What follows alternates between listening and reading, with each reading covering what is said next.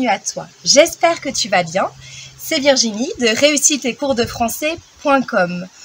Aujourd'hui, on se retrouve pour un nouveau cours de français sur la prise de notes. Au collège, en fin de collège principalement et au lycée, on te demande de plus en plus souvent d'être capable de prendre le cours en notes en même temps que le prof parle. Ce dernier écrit de moins en moins de choses au tableau et c'est à toi d'être autonome en arrivant à écrire sur ton cours ce qu'il est en train de dire.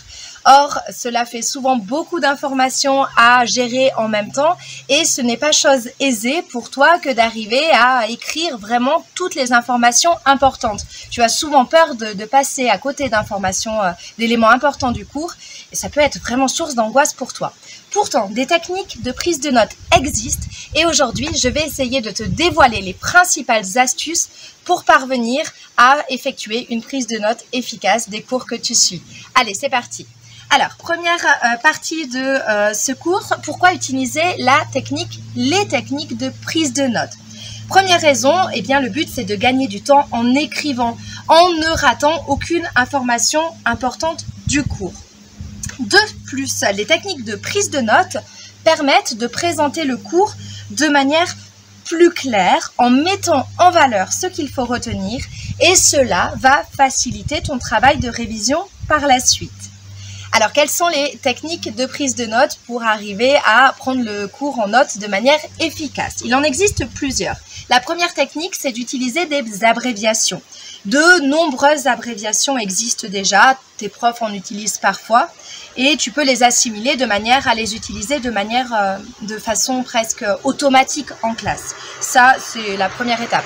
Deuxième étape, tu peux aussi te créer ton propre dictionnaire d'abréviations. C'est-à-dire, il y a des mots qui reviennent souvent et que tu écris toujours de la même manière. Et bien ça fait partie, ça rentre dans ton dictionnaire d'abréviations, ton dictionnaire qui t'est propre. Alors, je te mets quelques abréviations possibles que tu peux réutiliser en cours. On va défiler.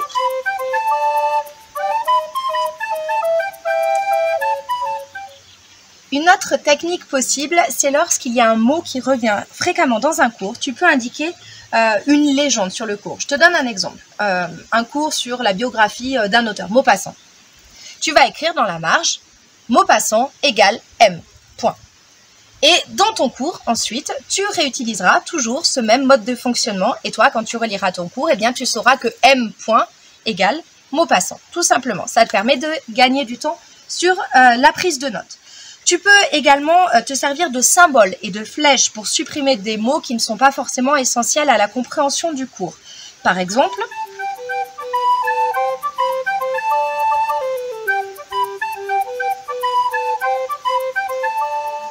ensuite, tu peux supprimer quelques mots, certains mots comme les déterminants. Je te donne un exemple. Avec la phrase « La comparaison accentue la beauté de la femme », eh bien, tu peux, avec la technique de la prise de notes, réduire cette phrase en « comparaison, flèche, beauté de la femme ». Et ajouter même un plus pour montrer le verbe accentuer. Enfin, je t'invite, lors de tes prises de notes de cours, à soigner la présentation. Utilise toujours le même code couleur pour les titres, les sous-titres, le contenu. Surligne ou souligne les mots importants à retenir.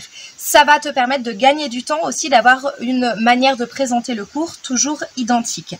Si tu n'as pas le temps en cours, n'hésite pas à reprendre ton travail, ton cours à la maison, avec l'aide de celui d'un copain qui aurait mieux réussi, par exemple. Pas de stress, ça va bien se passer. Tu vas réussir à récupérer tous les éléments importants du cours. Voilà, j'espère que ce cours de français sur la prise de notes t'a plu, qu'il t'a apporté des techniques nouvelles pour faciliter ta prise de notes en cours. Quant à nous, on se retrouve sur tous mes réseaux sociaux dans la barre d'infos. Sur ce, je te souhaite une excellente réussite en cours de français et surtout n'oublie pas que la force de la littérature soit avec toi. Bye bye!